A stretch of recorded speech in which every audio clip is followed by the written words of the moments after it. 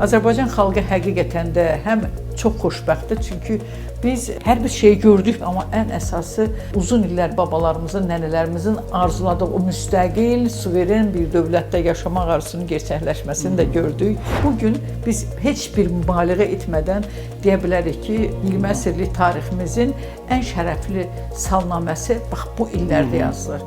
Ki bugün dünyada Azərbaycanı sevməyən, türkofobiya olan məkanlarda belə təəssürat yarana bilər ki, güya Türk Dövlətləri Təşkilatı indi yaranır. Qətiyyən belədir. 1926-cı ildə Azərbaycanda ilk türkoloji qurultay olubdur.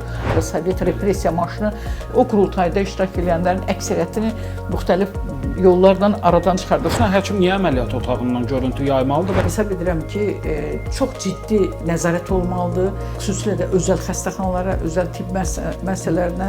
Biz şahid olduq ki, estetik əməliyyat edən tibb işçilərinin sertifikatı yoxdur, diplomu yoxdur. Bu dəhşətdir. Əlbəttə.